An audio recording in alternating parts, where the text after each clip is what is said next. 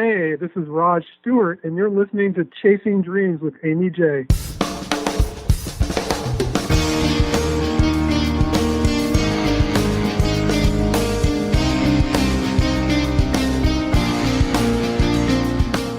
Welcome to Chasing Dreams podcast with Amy J. Amy believes that realizing a life without regrets is achieved by taking chances, chasing your dreams, making moves, and overcoming your doubts. The Chasing Dreams podcast will help you overcome life's obstacles, believe in your potential, and inspire you to face your fears. And now here's the woman who is passionately pursuing her dreams, Amy J. Hey there, Dream Chasers. This is Amy J, and you are listening to Chasing Dreams, episode number 87. Let that sink in for a moment, because I don't think I let you do that last time. Sink in for a moment. 87 episodes. Crazy, right? Totally. So, of course, with all things, I try to bring my friends on as often as I can. And this guy is a lifesaver. He was a lifesaver for me in college. He still is. And he has come onto the show to share his knowledge and life stories and, all the things he's doing.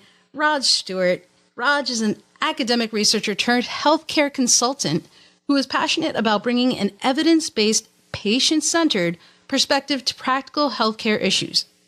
He works on projects ranging from designing and evaluating clinical trials to support regulatory approval to providing strategic coaching and training to companies interacting with government agencies and private medical insurers.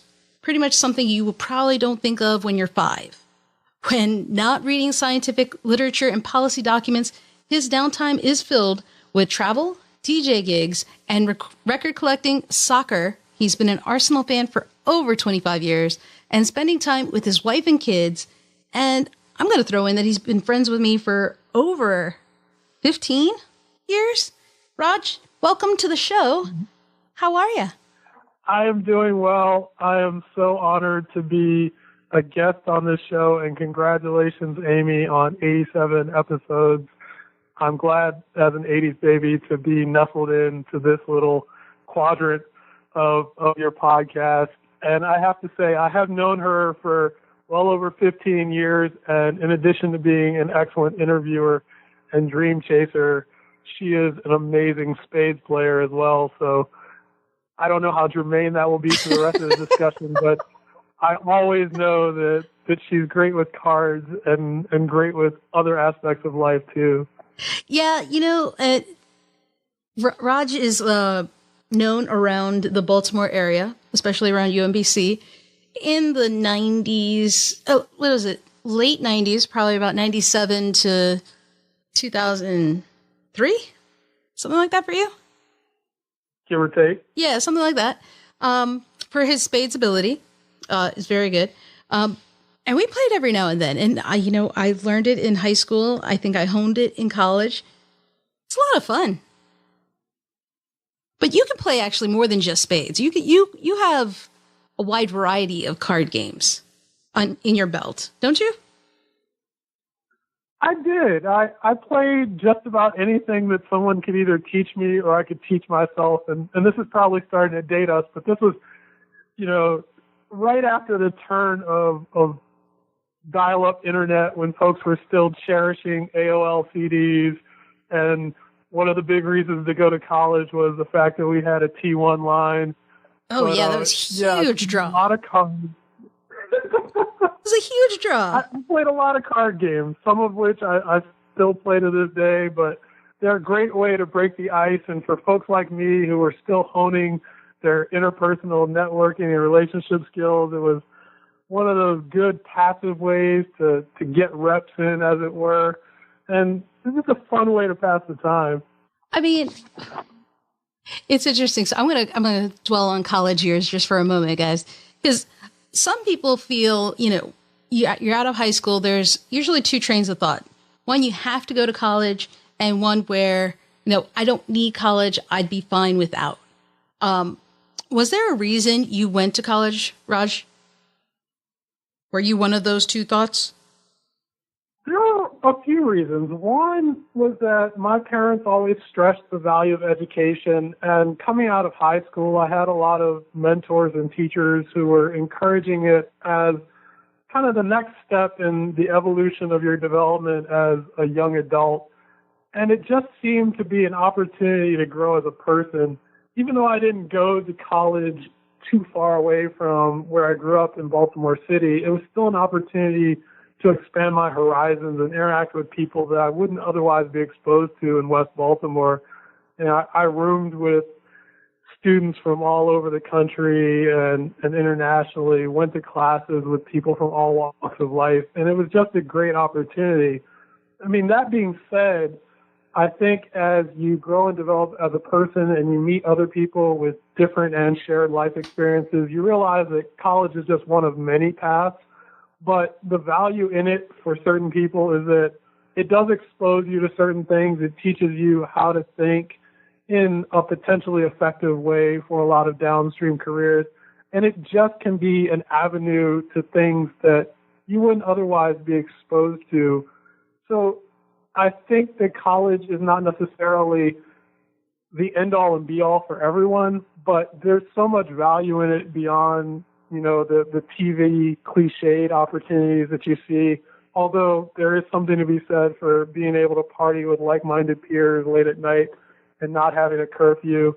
So I think that there's value added in either direction you take, just as long as you understand that it should just be part of a continuing growth process. Yeah, I think that's actually not just a great point. That last part that you said about it being a continuing growing process. I mean, I think I learned things in college I didn't expect to learn in college. You know, typically you have the sciences, the maths, and the stuff that's on your schedule, right? But I think the experience of living on campus brought a whole new avenue of education, people interaction, social skills, and just surviving personally. But did you already have those skills, Raj, or was that something you also kind of picked up in college or honed maybe in college? I will say if I had them, they definitely were enhanced by college. And if I didn't have them, that's where I first started to anchor to them. In college, for many people, is that first opportunity to really spread your wings while still having a safety net. I mean, for many of us, it's that first opportunity to see the cause and effect relationship of quote unquote adult decisions and still have the understanding that there's somebody there to make sure you don't go too far afield. While that system isn't perfect for everyone, I think that for people like myself and others, there's a lot of value to be had in college because it gives you the opportunity to safely make mistakes. And I think that that's a really big part of not only chasing dreams, but just finding who you are and where you fit in life, is understanding where you don't fit in and the things that aren't right for you. And college in that essence, and I hate to use that kind of cliche term, but it is a safe space, and it is what you make of it in terms of the opportunities and the potential that it gives you and affords you. And in many ways, it's like its own little best lab experiment. You can watch what other people who are similar to you go through. You can go through things with other people, see how those interactions are shaped and grown by the choices that you make. And then you can use that when you get out into the quote-unquote real world and hopefully begin to either make, if not right decisions, at least informed ones. Yeah, and that's the interesting thing. For us, you and I both have had the perspective and point of view from college, having been there. But I know people who either started college, may have left early, or didn't do college and have made their way through life figuring it out as well. And it may not have been as safe of an environment as college was for us, because I think you're absolutely right. Surrounded by friends, a support system in the school, and just even my family not being too far. I wasn't too worried about things in college. You know, I had 4 or 5 years that kind of I could make the most of, and knew that I had a roof over my head, food that I could get, and I could just try to make the most of that time. But I know there are others who are trying a different route, different avenue in the real world, kind of jumping in from, I guess, 18 or so, whenever you get out. Yeah, I know you are young in Raj. So, those who start early also, who leave high school, kind of jump into the real world early. That's not a bad way either. It might not be as comfortable, possibly, but, they come out sometimes even better. I mean, do you know some folks who opted for the non-college route that you've seen them evolve or grow and kind of compare it to your own experience? Absolutely. In my family and in my network of friends and colleagues, I know folks who have taken the so-called non-traditional route, be it not going to college at all and jumping into the workforce, assuming a position in a family business, going to college later on. And I think that the connecting thread between all the folks, no matter what their life experience, who find themselves in a happy place now that we're mature or maturing adults, is that whatever the trajectory you take, you find yourself making sure that you extract from your experiences actionable lessons that can inform the way you approach things. There's nothing wrong with making a wrong decision if it teaches you something about yourself or the choices you should have made or ways to interact with others or the best approach you take next time you have that opportunity to make that decision. And I think that there's a lot to be said for making sure that you don't turn your life into a monoculture. It's very easy, especially for folks who have gone to college or gone in specific career paths. And I think this is one of the main cultural divides in our society today, is that you tend to either look down on people who didn't follow the same path as you, or you're not as open to understanding those different experiences and the commonalities that may be found between them. I mean, I cherish a lot of relationships with folks who have very little in common with me. They didn't necessarily go to school. They don't speak the same first language. They were raised in different cities. But I think the shared elements that we have, our passions, our drives, our interests, our families, the way we treat others, are all valuable. And they're the way that we extract value from our relationships. It's the way that we grow as people. So I think, if nothing else, college and the things afterwards taught me that there's no right way to do anything, but that there's always value in opportunity. There's value in choice, which was the biggest thing that college gave me that, high school and other opportunities before that didn't necessarily provide. Choice and opportunity is probably the biggest thing that you can get out of college. The ability to change your major, change your quote-unquote future career, all those things can lead to you understanding yourself a little bit better. Yeah, you know what?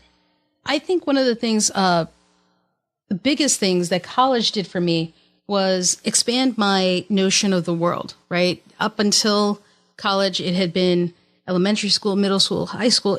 That's all I knew. Once you get to college, or even just the real world, right? Looking at both avenues that you have in front of you, the world just kind of opens up or explodes in my mind. And, that's when you realize how diverse the world truly is, even if you may not see it in certain settings. And even just how much more is available out there to you. What were you saying? One thing that every successful person gains from life is this idea that they are not the only important thing in the world. You are always uniquely important to someone else, but you are not the only thing in the world. And I think that however you come to that conclusion, because it shapes the way you feel about making an impact and leaving a legacy, how you treat others, how, if you happen to be a parent, a guardian, a mentor, you hope to shape someone else's perspective. Just the idea that you're part of a larger interconnected whole is a guiding principle for a lot of people. Some of my, most respected friends and colleagues who are humanitarians or entrepreneurs, teachers and professionals, parents, scholars, pastors, ministers, whatever, they just have an understanding that underlies a lot of their actions that I'm not just doing this for me. So even when it comes to the idea of pursuing their own goals, even if they're intrinsically somewhat selfish or self-serving, there's always an element that they're doing it for someone else. It might be your kids, it might be your spouse, it might be your community, but just that idea that everything doesn't stop with you. And that's something that you gain from life. You know, some people are fortunate enough to have it instilled in them from a very early age through parents or relatives or mentors. Some people find it along the way through missteps or life in general. But I think that just having that in mind is a great frame of reference. Yeah, that's a hard one to remember. And I think something that a lot of people might need reminders of. I'm not naming names, you know, in the world, just people you see, figures. Just a reminder, we're not the only ones, whether it be individually or, you know, group of people. You're not the only group, so to speak. But that's an interesting perspective, because when you start expanding your world to realize that there are others that are affected by the actions you take, you would hope that you take a second look at the actions you're about to take. But I'm not sure that's always the case, you know? Yeah, I agree. I'm as guilty of it as the next person. I'm not a perfectly altruistic being, and I think few people are. I think that's why we have terms like sainthood and, you know, hero to define those people who are a little bit better at it than the rest of us. But I think that it has shaped and informed a lot of the things that I incorporate into my life now, and it's helped guide some of my decisions, whether I was explicitly aware of it or not, in terms of leading me to my current career and the way that I hope to live my life. And let's actually talk a moment about your current career, or at least what led up to your current career. You were in college. You, my friend, were the first person I knew who did a double major. Isn't that correct? Yeah, I double majored in biochemistry and philosophy. And, you know, that's because you're such a philosophical guy. Everyone, that was just that just fit you naturally. But you also, after that, went to grad school. And what did you pursue there? I did my PhD in neuroscience with a focus on cognitive aging and audiometry. And after that, you did a postdoc. Yeah, I kind of stumbled into a postdoc, partly because I wanted to know a little bit more, partly because I happened to graduate at the peak or the trough, depending on how you look at it, academic hiring. And the postdoc was a great opportunity to expand my skill set, maintain a little bit of a safety net, while also getting some new experiences. So I was fortunate enough to return close to my home and do a postdoc at Johns Hopkins, followed by one at Vanderbilt. And so when you're doing these postdocs, a lot of people say, and I think I remember you saying it as well, it kind of helps you try to figure out what it is you want to do in the long term. Did you find that to be the case with your postdoc? Definitely. And like some other things that I've seen in life, it also helps to inform you what you don't like to do. And I think one of the things about any detailed career that's very entrenched in society is that a lot of people on the outside only see one perspective of it. And whether or not you choose to see the positives or the negatives is dependent on how you view it. But for me personally, it was a very, very, blinders off view of what academia was really like. I think after going through undergrad and grad school, I thought, okay, the next step is I'm done. I'm pretty good at my very, very narrow field of neuroscience, and somebody's going to be as excited about that as I am, and they're going to say, here's a pile of money and a job title, and, you're just going to go happily ever after running a lab, and life will be just as peachy keen as it can be. But one of the things I didn't realize is that there's all sorts of nuances to being a faculty member and an academic researcher that I didn't actually enjoy.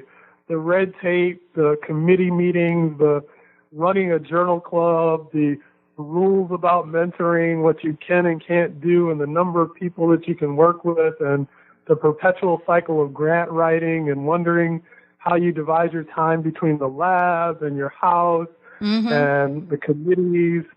So I think that it was super informative, kind of in the inverse, for letting me know that I really didn't want to be a permanent academic as the only thing that I did in my life.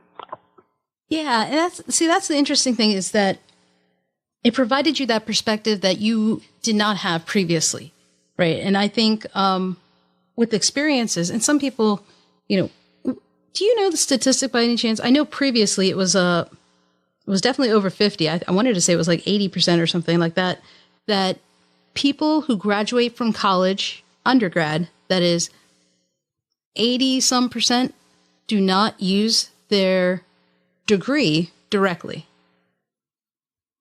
Do you know what that percentage was? I think that number might be spot on. It might even be a little low if you look at a very, very discrete definition of your degree. I mean, in my case, you could argue that I use both degrees equally or both degrees not at all. And I think that that's the case for a lot of people unless you try and parse the language on it. And that goes back to the idea of, is college really necessarily about developing people for careers or helping frame their worldview? And I think it's more of the latter than the former, because as society continues to change, and oftentimes it's more rapidly advancing than very confined and strict formulations like college and university, you're always going to be a little bit behind the curve. I mean, just as a simple example, I have friends who are computer scientists who graduated with me at the turn of the millennium or the turn of the century, and now we've got fields in computer science that did not exist when they were in college. They were the best in their field at what they did, but if you actually ask them to utilize the things that they supposedly learned that were the cutting edge of computer science and social engagement and things of that nature in 2001, 2002, no one could have foreseen that, they're equally high-paying and rewarding jobs in social media engineering and platforms and softwares that did not exist when we were supposedly at the leading edge of technology.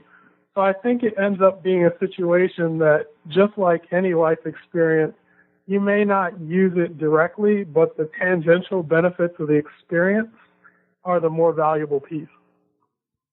I think that's true. I mean, the way the world and technology and life and experiences are changing, it just happens so fast for people that, and I've always thought that was an interesting debate as to what college does for you and what you end up with. Because, I mean, granted, I'm technically a lawyer currently, but my background was computer science and I still use it, just not directly, but I've never regretted that experience. And I don't think a lot of people end up regretting the experience they had because of what you were saying earlier. What else did you get from college and how did that shape you? And I think that ends up affecting you in a number of ways. But what intrigues me mostly is when people are trying to figure it out, right? For you and your postdoc, or people who are trying to spread their wings or figure out life, the thing that I find in common with making these decisions, and maybe you think the same thing or you don't, is the experiences they take, right? Each one either helps them or it's not a waste of time, but it tells them what doesn't work, right? I mean, from your experience, having done that and even having, gone through different opportunities and experiences and other people, would you say that for people trying to figure out their dreams, experiencing different opportunities and options is key? Absolutely. And I think it goes back to like a really fundamental piece of how you look at life. I think that you have to look at the way you live your life and the experiences that you have as a series of rule in and rule out opportunities. Unless you happen to be part of that small segment of people who have the perfectly linear trajectory in life, sometimes it might be decided for you by family and friends at an early age. Sometimes you are just single-minded in your focus, and there is a straightforward path to that end goal that allows you to entertain that very, very, concerted option in life. But for the rest of us, experiences, no matter what they are, really boil down to rule in, rule out. Rule in, this is a piece of information for me, something that I'm interested in, want to do, or want to pursue, or aids me in an overall goal. It doesn't necessarily have to be the end-all, be-all. You know, you may end up becoming a travel writer, and something as simple as finding out that you are totally disenchanted with the way the bus system in your city runs, and you wish there was something better out there, could lead you to that experience. That's a rule in, rule out opportunity. You find something that does not fit your career goals, does not fit your life expectations, and allows you to make a really defined choice about what you want to experience next or how you approach your next experience. And so for me, a lot of the steps aren't necessarily what I would call circuitous, but I choose to look at them more as very productive stops and starts. You know, if you say you're running in a circle, that necessarily means that you don't have a beginning and an end, because that's, you know, the philosophical geometric definition of a circle. It's just an infinite loop. Whereas if you're moving in stops and starts, you are approaching some sort of direction, but you have choices to make. Do I go left? Do I go right? Do I continue to push on? Do I reevaluate? And if you look at a lot of your opportunities like that, whether you are that type of really discrete soul who is able to make those decisions within the moment and aggregate that information, or if you're a little more retrospective like me and have to come back after the decision is made and look at the post-mortem outcomes and what could I have learned, what could I have done better. Regardless of how you approach it, the value is that either it helps define what you want to do, or it lets you know what you don't want to do or how you don't want to approach something. But as long as you're extracting information and value out of your experiences, then there's really no wrong way to chase your dreams and chase your goals. Well, what would you say to someone who feels that they're stuck in a dead-end alley? Where do you go from there? You're actually in a good place if you're in a dead end, if you recognize it. And that's the big thing. There have been times in my life, and I know other people may have encountered the same thing, that you're in a dead end and don't realize it. That's the most dangerous place to be, because you can either get comfortable or complacent, but either way, you're not growing because you don't realize that you're stagnant. If you realize you're stagnant and you are dissatisfied with being stagnant, then that's a great first step, because you've got options and you've already got a predetermined rule-out piece for yourself. You know you don't want to be doing what you're doing now. So that allows you to evaluate your next opportunities and situations against that. Is it like what you're doing now? Is it going to help you get out of that situation? You can rule it out. Is it going to benefit you? Is it going to grow you as a person? Does it give you more opportunities or lead you to where you want to be? You rule it in. But I personally, from my life experiences and from talking to others, feel that a dead end isn't a bad thing unless you are not aware that it is a dead end. It's still a place. And every time you're at a place, you can make choices. You can evaluate your situation. You can look and reflect and seek out new directions. It's just when you don't realize you're there that you have problems. Are there any signs for someone to realize that they're in a dead end that they're not seeing, maybe? I mean, because the key that I took also from what you just said was when you're in a dead end and you realize it, well, then how do you realize it? I think the first thing is surrounding yourself with people who understand you and have your best interest at heart. Because while you're doing all these things to develop and grow yourself, you can become very insular if you're the only sounding board you have. I mean, you are not necessarily your own best sounding board all the time. Sometimes you have to go with your gut, you have to know yourself, but it also helps to have somebody with some external perspective. And so that's one thing. You surround yourself with folks that you respect, whose opinions you are willing to take and integrate into your overall worldview. And that allows you to make some decisions about where you are and where you need to be. The second thing is really taking stock at regular intervals regarding where you are. You know, is it a yearly thing? Is it quarterly? Is it, when your boss brings you in for your performance review? But just being honest, whether it's good or bad, whether you have all the information or not, but really taking the time to critically assess where you are, where you want to be, even if you're not entirely sure of what the end goal is, but really take stock of it. Is the job that I'm in, or the career I'm in, or the major that I'm in helping me figure out what I want to do? Is it something that's satisfying your personal passions and your core value system? You know, for some people, that moral check is something that tells them that they need to get out of a dead-end situation. You know, it might be a paycheck, but it might not be something that you feel comfortable and satisfied with talking about with your friends and family that you respect. It could be a situation where you're in a career and you're advancing well, but you're not passionate about it. Do you go home at night and you're excited in the morning to do it? There are people in a wide variety of jobs who are extremely happy and satisfied with it, but that doesn't mean that every career is right for them. I know many excellent lawyers. I don't think I would have made it out of law school. I might have been able to do the work, but would I have been passionate about 4 years of tort reform and various obscure laws? I don't think so. You know, I was supremely excited to wake up every day and do cognitive neuroscience research. I know other people who would probably want to burn my textbook. Me? But yeah, I'm just saying. I mean, on the same regard, my only interactions on a day-to-day basis with computer scientists is respecting the fact that they keep the internet running, they develop the apps. I can't do what they do. I understand it, but for me, that's not something that stimulates my passion. So I know that that doesn't fit into my life goal set and the dreams that I have for myself.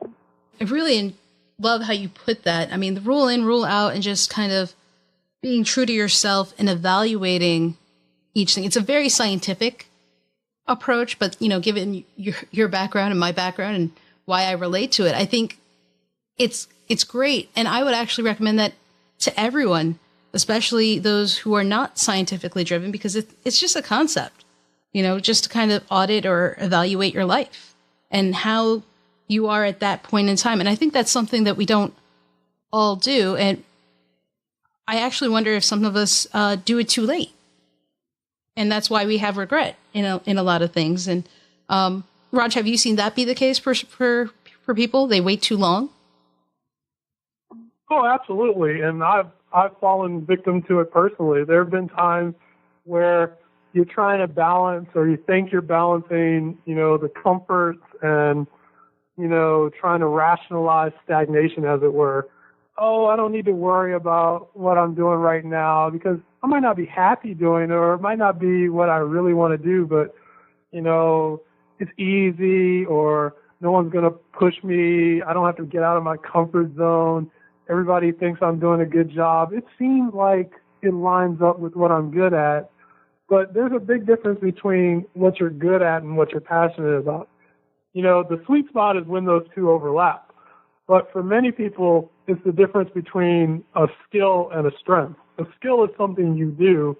A strength is something that you can reinforce and that provides value to yourself and others. You learn skills. Strengths have an inherent piece that you have to figure out for yourself. And, you know, at various points in my life, I've been in positions in my career and in my life where I think it lines up with my skills. I'm good at it, or, you know, it's math, so it's easy, or it's science, so it comes naturally. But does it stimulate your passions? Is it something that you're proud to do? Is it something that motivates you to do more, to grow more, to interact more? And those are those places where you can really hone in and say, okay, that's what I need to be doing. And then you can make some very, you know, critical decisions about how you get there.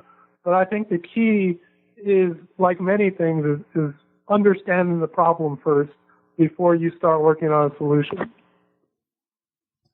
Yeah, I think that's a very good point, and probably one we should all consider. Even if we think we're doing it, maybe think, are you truly doing it in a way? Because, I mean, you know, there's one thing to understand it and think you know it, but sometimes you take a moment to actually look at it are you doing it?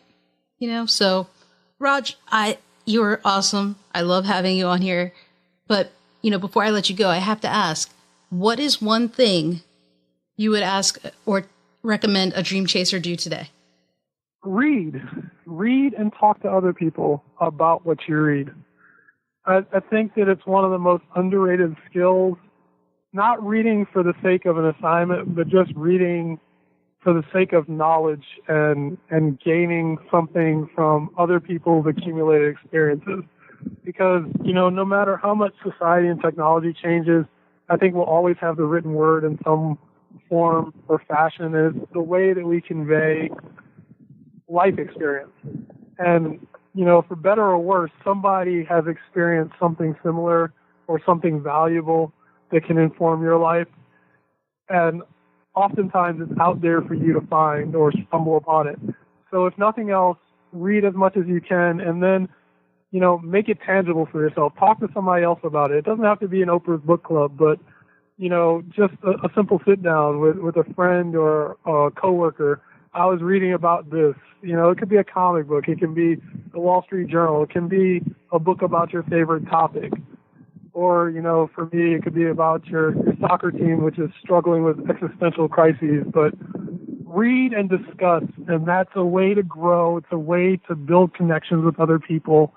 And it's a way to make sure that you're putting your own checks and balances on your dreams. How have other people pursued their dreams?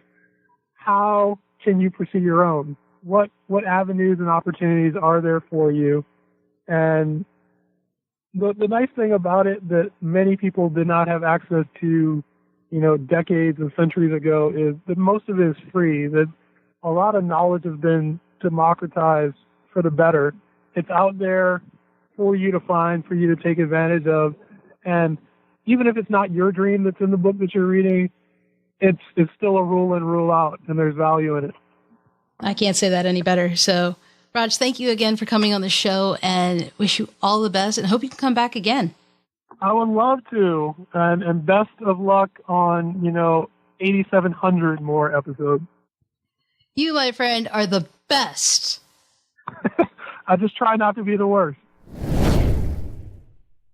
Dream Chasers, that was my good friend, Raj Stewart, who, all through college, we would have conversations and chats and talks with our friends, my sisters, my friends in college, 'cause I did have them, funny enough. And, I always learned something. And here, still learning. I mean, take his recommendation about, evaluating everything, rule in, rule out, kind of take that to heart and think about it. Okay. You guys can find more about Raj and his links over on the show notes page at chasingdreamshq.com/episode 87. That's episode 87. Until next time, Dream Chasers, keep chasing. Thank you so much for listening to Chasing Dreams. Amy would love to connect with you and hear all about your pursuit of chasing your dreams. Connect with her on Facebook, Twitter, or Instagram via @ChasingDreamsHQ. Or you can find Amy on Twitter @AmyJ21. That's AIMEEJ21. Be sure to visit headquarters over at ChasingDreamsHQ.com for more inspiration, motivation, and resources to help with your own dream chase. We hope you'll join Amy next week, and until then, keep chasing.